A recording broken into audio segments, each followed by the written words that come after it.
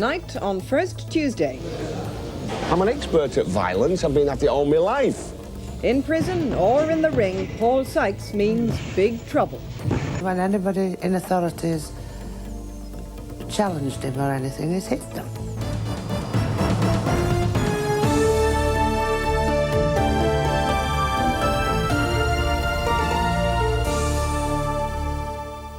Good evening.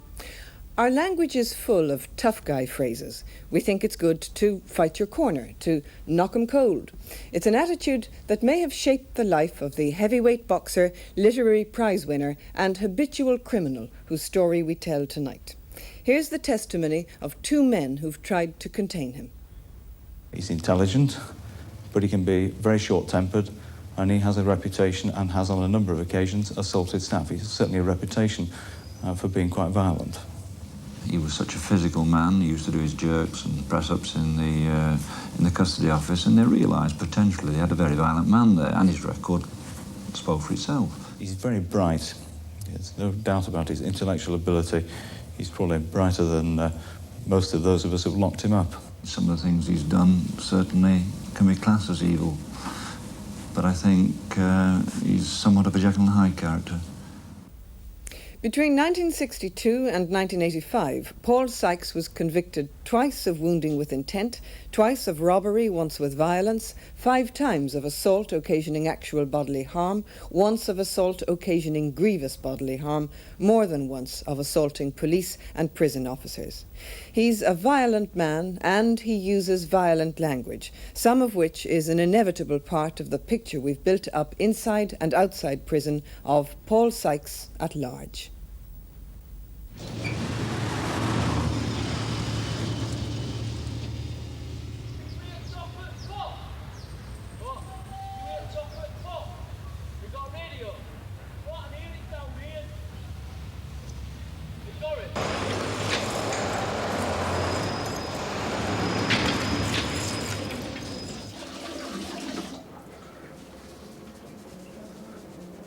Hull Prison's A Wing is a special unit for the most difficult inmates in the prison system. Paul Sykes is one of the 8 men in the unit. I've had 10.5 years for whacking screws and 10 years for whacking coppers. Yeah. I've never taken a liberty in my life. I've belted a few people. On every case I was in the right, and it were them that would do it, taking the liberties. And I did what John Wayne did, what any sane thinking man would do, punched him right in the fucking ear hole.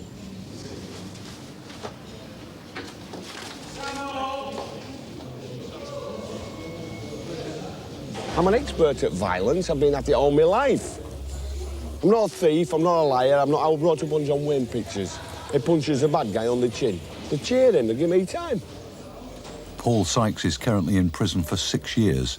He's been locked up for 21 of the last 26 years.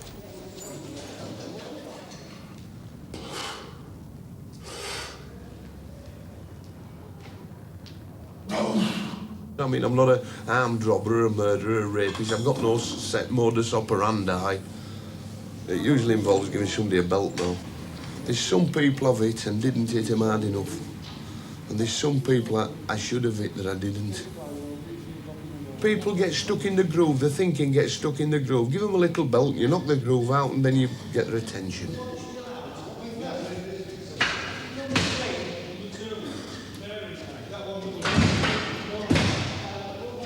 Screws handed in the brains at birth. If you relied on any prison officer's mentality, we wouldn't have discovered the Isle of Man yet. Give you an example. John said I were in my class at school, he's an SO at Leeds, Nick. So I get discharged from prison, Christmas Eve, 1984. Signs me the papers, puts my record away and wishes me a bit of luck, like the way I've gone. I'm back in the Nick, May the 10th, 1985. And in that time, I've worn these pumps and trod on French soil, Syrian soil, Indian soil, Malayan soil, Singapore soil, and Russian soil. Just me pumps, these. I've been about a bit. John, I want to go in the reception, has moved 18 inches. And he said to me, Paul, you won't have any life left. Paul Sykes is from Wakefield in West Yorkshire. He grew up on the city's Lupset estate, the only son of Walter and Betty Sykes. I had never any problems with him as a little boy. He was always a grand lad. And even today, the neighbours that's known him from being a little boy won't hear a word said against him. When he was 4, Paul was given his first pair of boxing gloves. His father Walter was in his regiment's boxing team while serving 10 years in the army. He left to become a prison officer. At home, he taught Paul to box.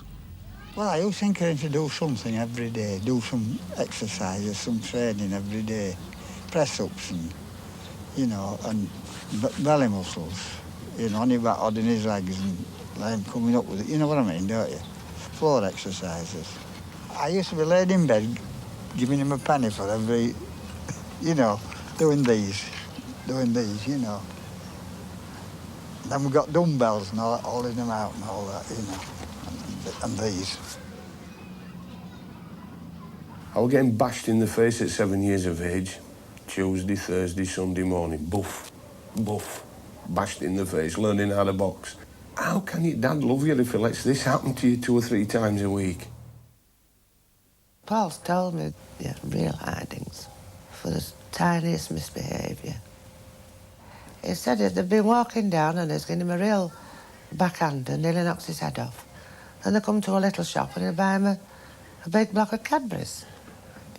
Not a small one, you know, because it does you good. It was chocolate. So he's told me that recently in the last few years that he used to whack him regularly going down. By the age of 17, Paul Sykes had already had his first encounter with the law. His early offences reflected unhappiness at home. Every illusion that my old man had brought me up on had been shattered. And then I wanted a bit of revenge then. And I deserved what I got. I deserved it. Within 2 years, his criminal record had grown to 22 offences and, inevitably, his first prison sentence. After he'd been sentenced, he was only 17. We went down to the cells and they let you go see them before they take them away. And I was absolutely disgusted. And one of the officers rebuked me afterwards because I told him, I said, if I'd have been the judge, I'd have hung you. That I was so disgusted with the things that I'd heard that had been done. I was made up when they put me in the nick. The door shut, lovely warm cell, and all the books I could read, I was made up. Somebody shouting at me. In fact, being in the nick was easier than being at home. When I first came in prison, you walk through the cell door, and in the corner of your cell is the Bible and the rule book. You picked up the rule book, and after a few years, you can recite that rule book. You can recite it. I know the rules and regulations inside out. I am one of a very, very small minority of Great Britons with a written set of statutory rights. I have got rights. Can you say the same? How many people can say that? I've written down my rights, what I'm entitled to. Doing people in the high-rise flats in Salford and Liverpool Lake, they haven't got any Bill of Rights. I have. And I'm one of the people that helped write them. Yeah. 1919, October 1964. There's all amendments all the way. That one when they got radios, you had to do 4-year sentence before you could have a radio. So I'd done 4 years of my sentence and I got a radio. The only man in the nick with a radio. So when I come out of the nick, I'm done again. 2 doormen in a nightclub, frightened them to death. They give me 5 years. So I get my radio. You can't have it. I said, well, I've done 4 years. What's the matter with you? And an argument developed from it before I got my radio and everybody else got their radios. When anybody in authorities challenged him or anything, he's hit them. So do you put that down to the fact that he was taught to box, or wouldn't he have hit them if he hadn't been taught to box? You can't take away from the fact that he's a big fella. During the 13 years since his first prison sentence, he had been free for just 9 months. Boxing offered the chance to end the cycle of crime. Belatedly, at 30, he started a career as a professional fighter. So, round one of this 8-round heavyweight contest between Paul Sykes of Wakefield, and he's in the black shorts, against Keith Johnson from Barnsley. And this is a really intriguing one, because this man, Paul Sykes, is something of a mystery man. Oh, and already he's in business. Rights and lefts to the head. And Johnson's down, and he's in trouble. What a sensational start. Up at the count of 7. Sykes is a man for whom a tremendous future's been predicted. His first professional fight at the age of 30, and he's giving Johnson a pasting. Rights and lefts to the body. He's like a machine, the man. Surely, at this rate, this fight will not last very long at all. 10 seconds to go, and not enough time for Sykes to finish it off, although he's having a jolly good try. 5 seconds to go. Right there to the head. And Keith Johnson has never been so pleased to hear the bell at the end of a round. And that, without question, belongs to Paul Sykes. He's a man for whom big things have been predicted. And in fact, that's it. Johnson's pulled out. And so, without a blow being struck in round 2, the winner, Paul Sykes of Wakefield, in his first professional fight. Now, this is your first professional fight. Yeah. What now? My second professional fight.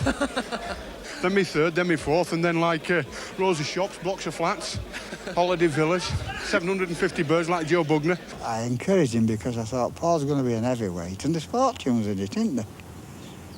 There's fortunes in boxing, isn't there?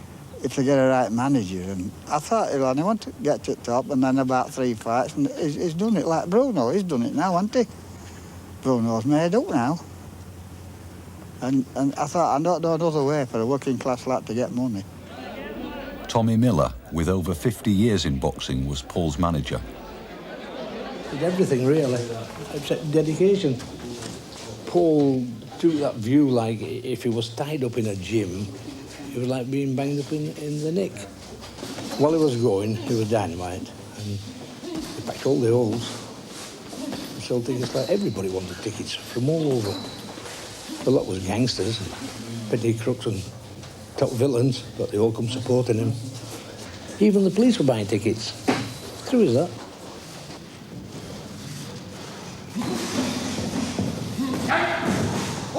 Gentlemen, if I can call you across here. Pardon? Can I call you across here for a second, Paul? That was remarkable. How important is this fight for you on Monday? Without swearing, it's shit or bust. I'll turn it in if I don't win this. And I've got to win it back in great style. Well, this is not just got to win. I've got to really the business.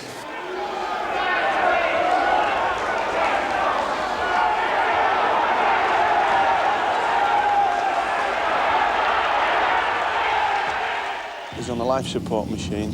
You think when you've belted them like they're going to get up at 10. You don't want them to get up at 9, but you want them to get up at 10. I always thought I was a bit of an hard case and a bit, you know, but he's sick of me this morning. It gutted me. You couldn't expect, you know, it was just like, I saw the kid there and 3,000 miles from home. Nobody, no family, no anything, you know. Don't worry, he did break down. Yeah, He did break down. It's all right, Paul. American Dave Wilson needed a month in hospital to recover. Paul could have gone right to the top quite easily. In fact, I think it was about 1,000 photographs done of Paul saying he was a future world champion. That's how confident I was. He impressed everybody. He did that. And he was always in trouble one way or another. He'd always loads of worry on his mind. But he overcome it and went into the ring. And once he got in that ring, he was away. After only 8 bouts, Sykes got his big chance. A fight against John L. Gardner for the British and Commonwealth heavyweight titles. It was an evenly matched contest as it entered the 6th round. Well, this is clearly going to be a battle of stamina. It's a question of whose strength gives out first. There's going to be no respite because Gardner's not that sort of man. The end could be very near here. Can't put him down, but he's doing everything else for him. And he's turned away, and that was the sign. He turned away, and that was what Brimmer was waiting for. So the great chance in life for Sykes has come and gone without success. Paul Sykes was soon back in trouble. His boxing career was over. In 1981, he was jailed for 5 years. He'd taken a contract to intimidate a union official for £1,000. No sooner out, he was assaulting the police and was jailed again, this time for 2.5 years. 3.5 years was added after a fight that put 2 prison physical education instructors into hospital. What's got me into trouble in the past is having my physique trained as a child but not my emotions. I've altered the physical side to the intellectual side, if you want, the academic side, but using my brain instead of my body. It's all the same machine, and I didn't realise I'd got such a good brain until I took the wraps off and started using it. I've got a brilliant brain, and I'll tell you why I've got one. Because right from being a kid, I have been standing in a boxing ring. If you haven't got your wits about you, you're going to get bashed. All those years of having my wits about me has given me terrific eyesight, good hearing, a brilliant sense of atmospheric changes. I've learned how to interpret them as I've got older. I've read and read and read and read. Richard Powell, he's a good author, I like him. Norman Mailer, for storytelling. R.F. Delderfield, A.J. Cronin, Howard Spring, J.D. MacDonald, Nicholas Montserrat. There's so many good authors. The French one, Sabatini, Hugo, so many that I admire.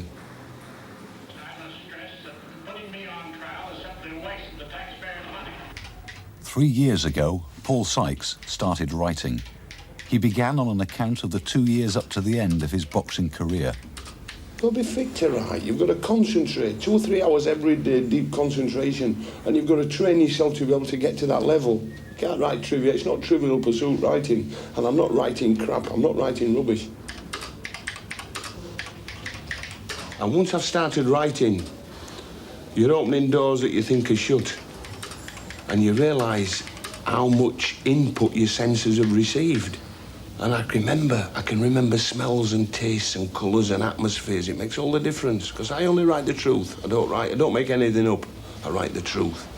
And they say, truth is better than fiction.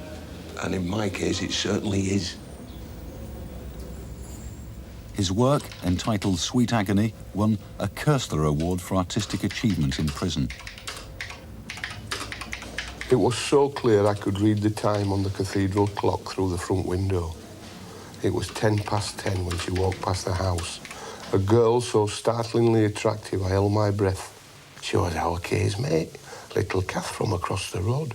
She was a schoolgirl, untouched and virginal. She had to be, she was only 15. Kath Nicholson grew up on the Lupset estate, living in the same street as the Sykes family. She became Paul's girlfriend despite an age gap of 15 years. We're friends, as well as anything else, we're friends. And I think you need that. We've always remained friends throughout the past 12 years. We never fell out. Do you know when I come in prison, don't you? I own part of the telephone system, yeah? All of a sudden now, they've took it off me. Never asked if they could. And there's 1% of the population own it. And when I come in prison, you used to get 2 minutes, 20 seconds for a 10p coin. Now it's privatised, 1% of the population. It's 38p a minute or something, yeah? Yeah. Well, how do you go about doing something that making matters right, like? What do you do? You wind people up, don't you? And I'm good at winding people up. Ask any of these screws. I've always had colourful cellmates. I did all the train robbers sentence with them. Tommy Wisby and Jimmy Hussey and Roy James. Ronnie Bender and the Lambrianos and Eddie Richardson and Frankie Fraser and Roy Short and Freddie Mills and every face that you can think of that's ever been in prison, I've done time with them. I don't want to be with drips and cornflakes and lumps of wood. I want to be kids with that's a laugh, that breaks the monotony and comes out with something different, original. Yeah, characters. There's no characters now. Most of the kids in here are not going to get out. Looking forward to a furnished suite at Park Lane or Broadmoor or somewhere. That's it. But after 4.5 years, Paul Sykes is due for release. When your next door neighbour's a mass murderer and all, and then all of a sudden you took out. Yeah, that takes a bit of getting used to. Trusting people again. But I'll be all right. I think I shall be able to cope, and I've got some good people on my side. I'm right smack in the family patch. Relatives and friends and kids. And a beautiful missus that loves me. That makes a difference, you know, when you're in company that love you. September the 8th, 1989, and freedom. I know all the pitfalls I've faced before, but they've all been centred round that thought. Fuck this, I would happier in the nick. As soon as I think that, I'm on my way back.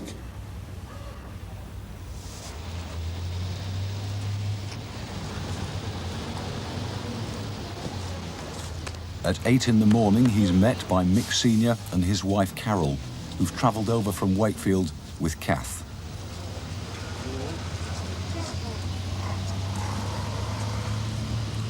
We home? Yeah, this is it.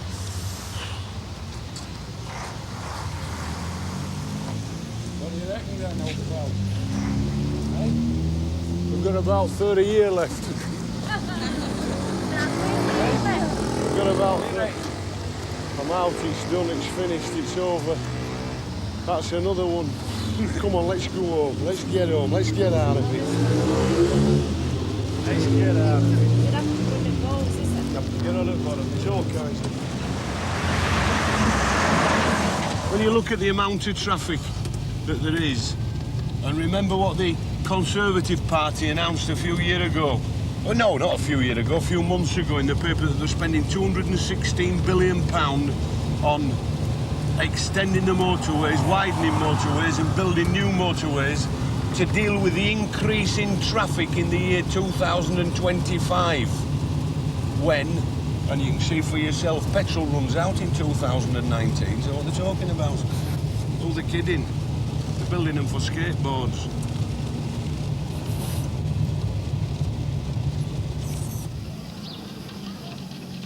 What's the light doing on? What's the light doing on, Kath? I've told you my statutory right in prison is to be in a room where you don't require artificial light. Yeah, why is that? Because it's medical. If it's a statutory right, it's medical. So, I don't wear glasses. Now then, just give it a second while your eyes adjust. Yeah? Are we right now? Yeah? If you don't use your eye muscles, they atrophy. Might as well not have them. Come home. Yes, Paul. Oh, I love you. It's been a long wait, hasn't it? It'll be right, Kath, you'll see. We can pot of tea, then. We always hoped that when he came out that there'd be a fresh start, and there's always been something there for him to come to. But then next thing you know is hits somebody else and is back again. You've got to use every sense that you're given, and people are having them took off and they're being atrophied with them. Televisions and radios, and their hearing doesn't work, and their eyes don't work, and they're daft. And why are they daft? They want them to die early. And why do they want them to die early? There's 6 billion of us, that's why they want them to die early, and there's not enough food. We've got to look after the food, we've got to feed the kids. We're living wherever our kids are living. And we've got 2 railings there. And our Adam, we've got a good family, Kath, and it's our duty to look after them. And I'm going to tell you something else. It tells you that in here. But you know I'm not a Christian, don't you? Listen, I'm going to make a cup of tea. Yeah? You know what they say now in the nick? What would they say now in the nick when I start like this? What would they... Yes, Paul. I'm going to make a cup of tea. I'm a wonderful citizen. How do you think I've got this house and where I'm living now if I wasn't? They've given me this council. We've got the best... This is the best little city on earth. How do I know? I've been everywhere else. I'm here now, right on the family patch. Yeah, I know where it is. I've been. Nobody can tell me anything. I don't read Daily Mirror and Sun. I go and have a look. I go and have a look, and I've lived in the forests of North America, I've lived in the outback of the Ivory Coast, I've lived in India and Russia. I had my breakfast in Moscow and my tea in Wood Street, Nick. Yeah, I've been about a bit. I'm the only man in the history of mankind that has swum across the Straits of Johor. I had to avoid a police launch. It was either that or Changi, Nick. They've got me passport in Singapore. Yeah, I swam it. Yeah, nobody's ever done it before, not because of the currents or anything like that, nothing like that.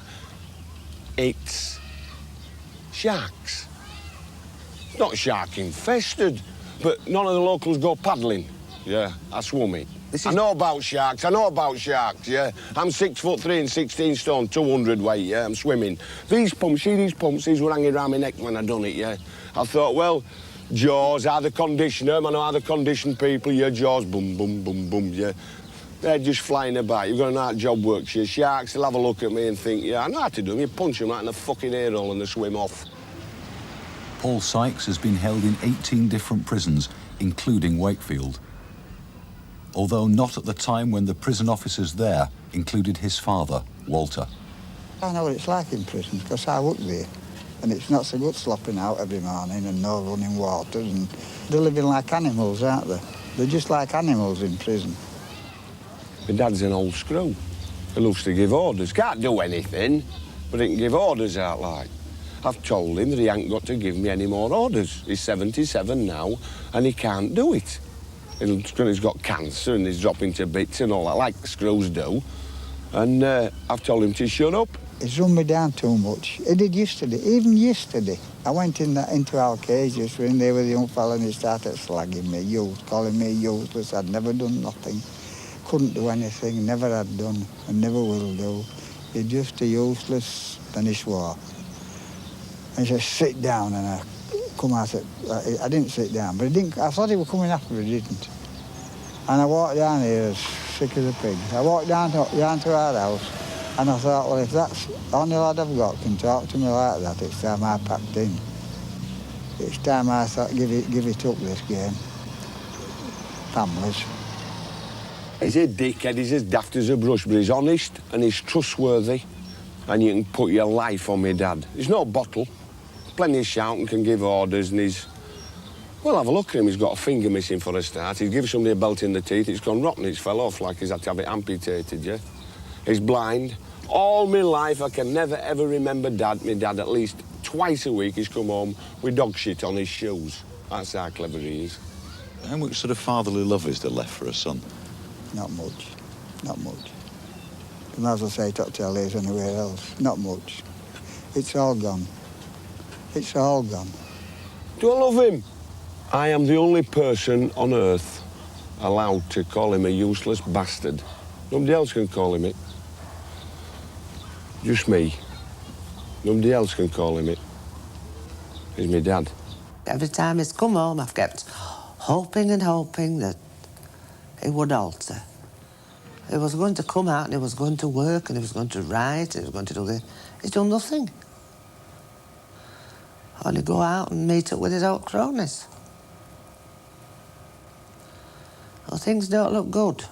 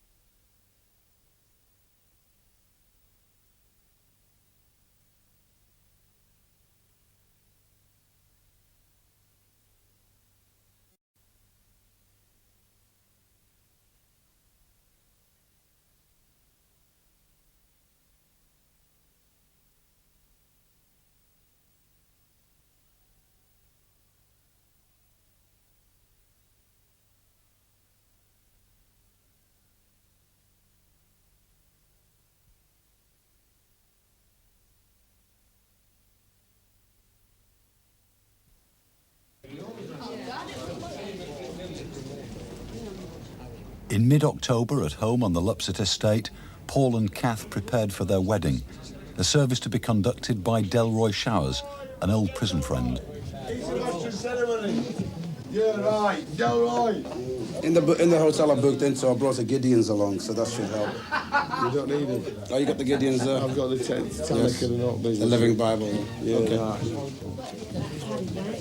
Are we going through a formal process? You're going to have to. That's what it's all about. I thought he was pulling my leg. I know. Yes, it's an acid. Okay, let's describe it. It's an acid house wedding. Do you really want to go through a process? Because I can stand firm. What do you want to do? Go for it? You want to go? Yeah, he wants it. Right.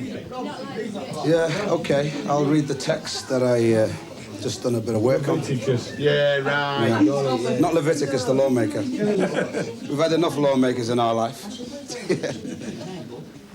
I feel this is almost Monty Python-esque, and it's very difficult for me, so please bear with me. I have selected a number of texts. They're all rather sexist on the modern ear, as it's always discussions about how obedient the wife should be. And I think in this particular union, Paul needs to be somewhat obedient to some of Kathy's perceptions and ideas and feelings. We made the rules up before we started, Del. Paul, I never give her a reason not to. No arguments, otherwise the divorce takes process before the marriage. You can't divorce me. Okay, let's go into it, please. You can't divorce me. Please be quiet. I'm telling you that. That's the rules. I never give her a reason not to love me. And that's the rules. You won't all this out between us. Yes, okay. Yeah, you know that. So yes, you punch about that. Yes. But we're not fucking Christians either. Yes, okay. You gotta remember that. Paul. Listen, I never give her a reason not to love Paul, me. you're making it very difficult for Kath, Paul. I'm not Christian. Paul, I really can't continue this. I know it's something somewhat pantomimic. Paul, please, can we continue? This is chapter 19, verses 4 to 6, and it's I'm not playing. It's the... I'm not fucking playing. I'm not playing. I'm not playing at Christian fucking pretending shit. The rules are this. I never get... She's got a nipper of mine 11, another one 3, and I'll never give her a reason not to love me. That's the rules. She slung a lot in with me, yeah? She slung it like, why do they say women and children first when there's a boat sinking? Because they're not built to survive. She slung a lot in with me because I'm a survivor. Dead right. We're okay, we're married. And that's it, she's mine. She can't fucking divorce me. Okay, I suppose at the end of the day, that's about the best... And I swear that by God. I suppose at the end of the day, that's the best route out, but... Yeah, right, Del. I feel like a rather large gooseberry. Yeah, you're not, Del. You're dead right. Okay. You're dead right, mate. Thank you, mate. First one to congratulate you. Cheers, Rocky. Yeah, I'm cold, mate. The psychiatrist don't blame his father, so I don't know. I don't, but you can't really, not when you've no proof. I was a bit strict with him. Yeah, I was strict. Yeah. But anyway, what's gone's gone, isn't it? It's the future what counts. You don't have to answer my husband back. You don't have to have an opinion. You have his opinion. Who's the best jockey, who's the best footballer, He knows, so you don't argue. Otherwise, it goes irate.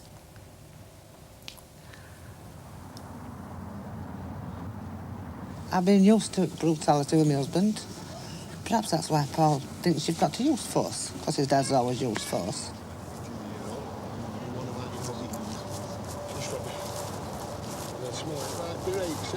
Am I right or wrong? Yeah, right. Well, that's it then. Why did I click you in the rear hole to show you that your fucking hands were useless in your pocket? They're there stop to them. They're there to protect you. Not in your pockets, giving in. Have you ever seen a kid trip up climbing stairs, going downstairs with his hands in his pockets? Or going up? Yeah, right. You need your fucking hands, that's why you've got them. Give it a lot of thought being a father. I have. I couldn't not with a father like I had. He made some cock-ups, my dad. I don't want to make any cock-ups like he made. Oh, look at this here. Go on. Got my kids at home. They don't know a father's love. They've never had a father's love. And I don't know a son's love either. I don't know a kid's love. I've never experienced it. It's good water, innit? I think I'm getting through to my kids. I hope I am. I hope I'm getting through to them. I hope they're not causing any trouble and stealing and pit. I hope they're doing as I'm telling them to do. I don't ask them to do anything. I don't ask them to do a thing. You'll be laughing because it's a funny matter in this. Kath had 2 tenors in her purse last night. when she come home, a tenner had been took out and £8 had been put back. Do you think I'm making it up? No. So what you got to say about it then? No. Well, who would you say it was? If it ain't you, Ryan? No. Well, who would you say? Who would you blame? You've got to blame our Paul. Who would you say? He denies it. It was that thing. Of course you would.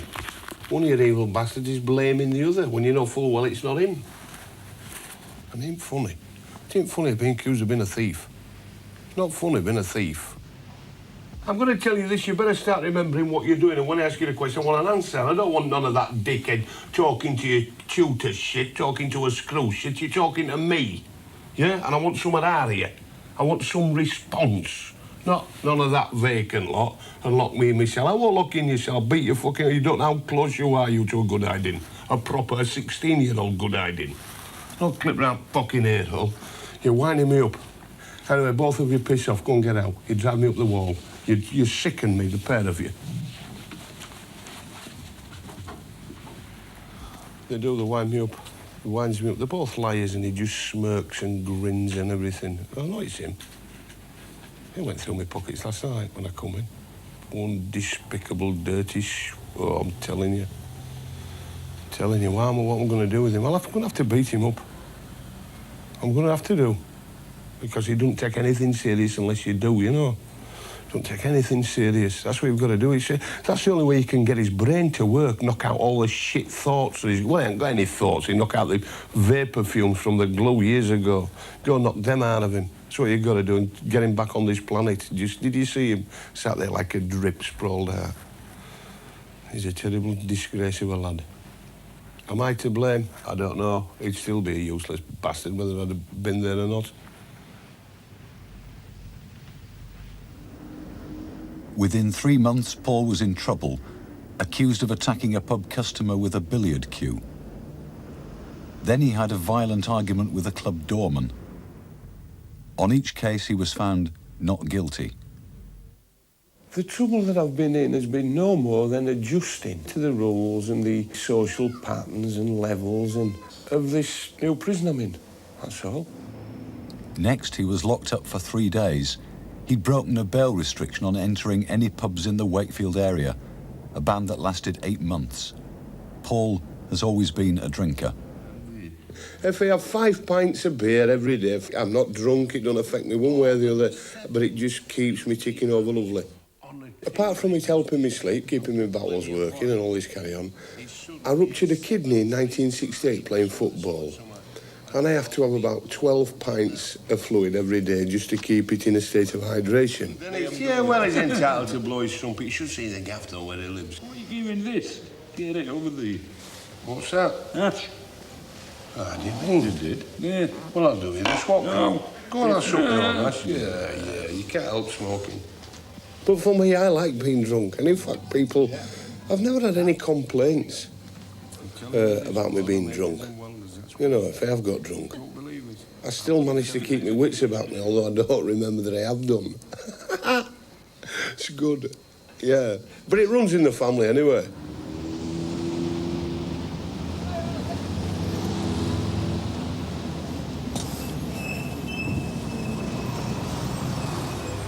I don't want to make you jump, Kenny. Oh, hello, Paul. I've come Great to to see you. How are you? I've come to ask you to do me a favour. What? As you can see, I'm not the world's best dressed man, am I? But that's no fault of yours, that's my own fault.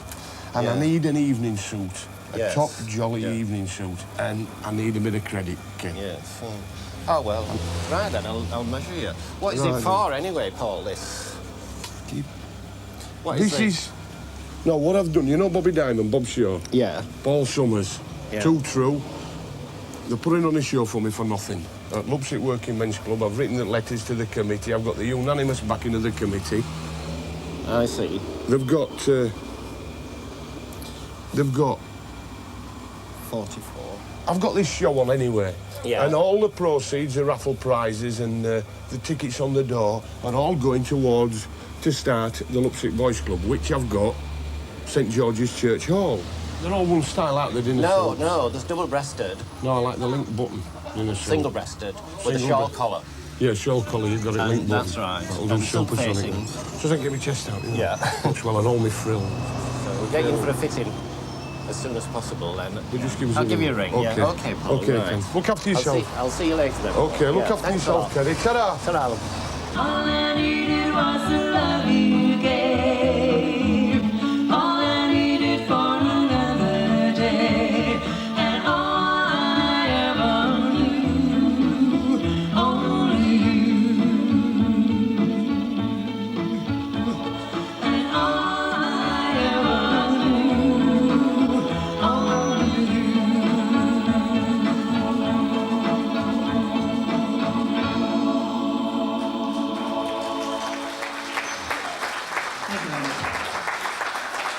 Now, you know what tonight's all about? Tonight's all about a youth club, and this idea has come from a young man who wants it to succeed. Ladies and gentlemen, will you please welcome on stage and make him feel at home, ladies and Mr. Paul Sykes. Will you please bring him on stage? Very much. Come on, Paul. I'll bring them. Don't worry about them. I'll get you a table. You're right. Yeah, you're right. Have you brought raffle? Good evening. We've got to draw raffle. I don't know whether we've drawn raffle or we haven't drawn raffle. I'm not bothered. But let me tell you what the prizes are. You've got your choice. This is an ivory necklace. I don't want you to go anywhere with televisions and shit, Japanese plastic. I want you to go away with something you'll remember tonight with. I bought this off a kid outside the Ikoyi Hotel in Lagos in Nigeria.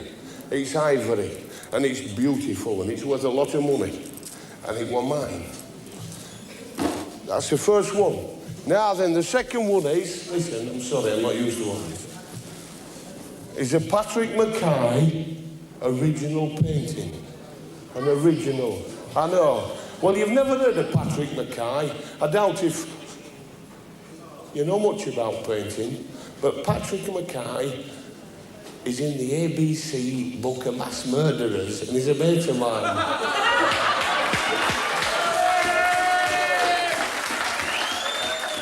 I'm doing this because I want to help the kids. Yeah, and yeah, that's all.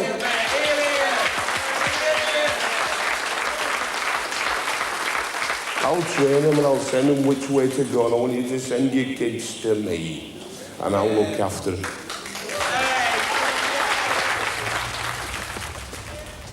The Lupset Boys Club opened on Paul Sykes' 44th birthday. 24 boys joined at the first of the weekly training sessions. That's better, that's good, that's good. I'm using the image that I create to gain their respect. Now, 1, 2, 3. And I can prove it, I can lead by example, and I can show them, and I can bully them into it, and I can give them the feeling of belonging. Very, very good. To the working class kids, they are the calluses on the hands of mankind, and they're going soft because there's no work to be done. Speed, that's good style, that's good style.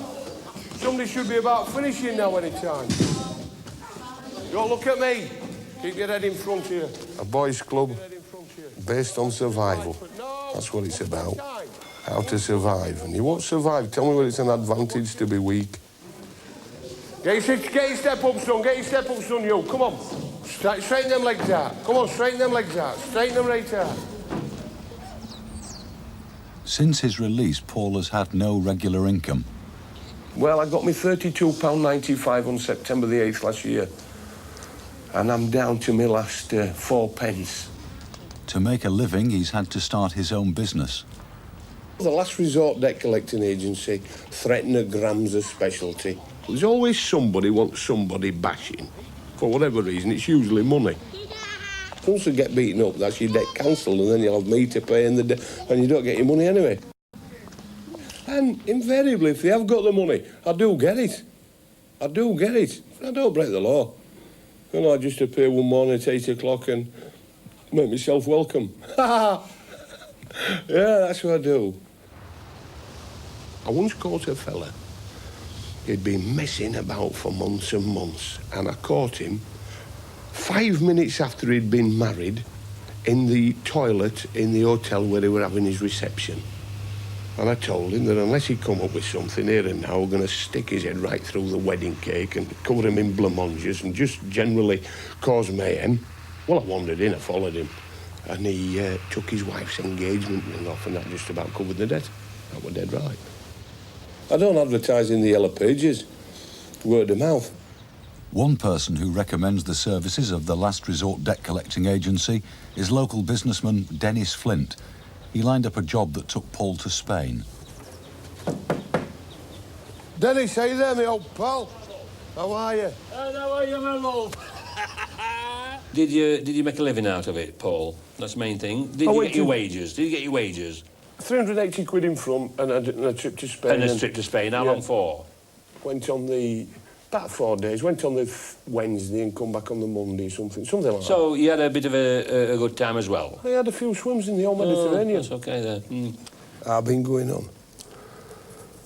Well, I don't know how you come to meet that. Paul's English client had 2 debts outstanding, but only one could be collected. They've rung me up and they've stuck your name up, Dennis. Yeah. I thought, well, that can't be so bad. You know, Lord of the I'm Manor advertising stuff. you, Paul. Knocked on the door. Like, this is early in the morning. She floats to the door. She's 70. This is his mother. So I explained the case to her. What do you say? What do you say to her?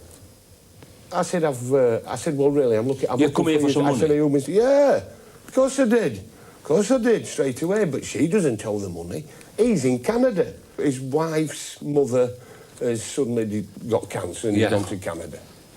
So I gets into the old lady and she doesn't... But obviously, with this kind of opulence, she's not worried about 4 grand, is she? I mean, she can just sell the buggy in the drive. Yeah. Oh, no, it's reproduction. Anyway... Oh, no, it's reproduction. And she's there, hard as nails. East End of London, got it in her eyes like Jaws. Yeah? So, yeah, got it. So she knows the SP. So I said, well, you must have a few quid. You must be able to sort something out, I said, and, you know, on your son's behalf. She said, Manny, she said, you know, we haven't any servants. Oh, I said, I'm sorry for you. I said, I really am, I'm sorry for you. But that was it.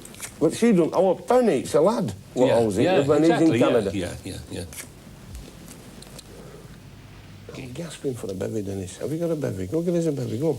You know I don't like you drinking here, don't you? I'm over 18. I've always told you before. Coming. I don't like you smoking roll-ups and I don't like you smoking, drinking my beer. When you come to my house... It's a man's right. This is a man's right to get drunk. Hey. He's not allowed to get disorderly. Hey, well, you'll get bloody disorderly. When you enter a drink, you're an educated man, OK? Yeah. When you've had a drink, you're a fucking maniac, OK?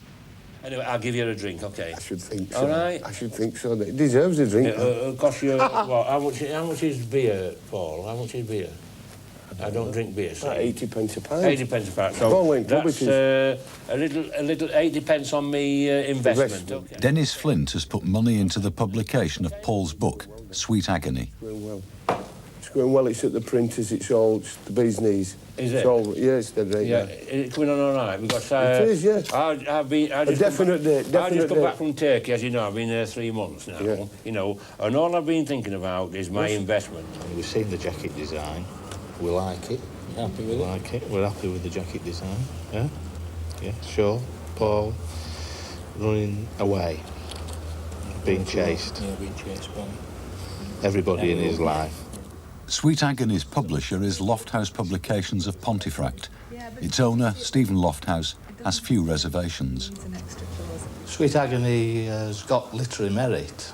We were sure of that when we first read it. But above all that, all our readers, male and female, have thought it a very good read. They've all enjoyed it. They haven't been able to put it down. They've turned the pages over and they've enjoyed it. It can't possibly fail to sell. It's a good story. It is a good story and it's funny. And people want to laugh these days. They want a good laugh. But it's a well-written book. It won the Kersler Award, and that was its test. It had not been edited, it had not been to publishers, it had not been anywhere, just as it were written. It's not given out every year that you've got to win it. So that gave me all the confidence I needed. That gave me all the confidence. I thought, well, it's got literary merit. I must have been in the nick with at least 3 million cons and another 100,000 screws. And I think they'll bite just to see if they're in it, for a start. Oh, I think it'll burst on the scene like The Virgin Soldiers of Saturday Night and Sunday Morning. They're both first-time books. They're both autobiographical. You know, Alan Sillitoe and Leslie Thomas, and they're both well-established authors now. I think it'll burst on the scene as in that similar vein. He thinks he's somebody and he's not. He's just somebody that's been in prison all his life. And there's nothing clever about that. This is the first time I've ever come out of prison where I've not forgotten about it within about 2 hours. It's with me every minute of every day, Nick. Can't be a dad in the nick, can I? How can I be a dad in the nick? But I do miss it, yes. Like the peace and the quiet, I enjoy all that. Not having to worry where the next meal's coming from. I've got all that to do out here. Yeah, of course I miss it. The security of it, the doors shut, and I'm all right, thank you very much. Oh, when he talks sensible, I think there's hope, and I think that it's going to make something eventually. But eventually, he ain't got a lot of time left, has he? 40 odd.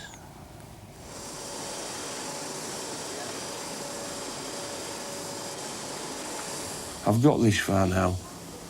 There'll be no bubble bursting. And with a little bit of help from my friends, I'll finish the course. I'll finish the course. So far, Paul Sykes has managed to stay out of prison, and he and Kath are about to have another baby. With no regular job, he's pinning all his hopes on his new book, and it's already sold 2,000 copies of a 10,000 copy print run. We'll be back in the new year, in fact, on New Year's Day, so until then, good night.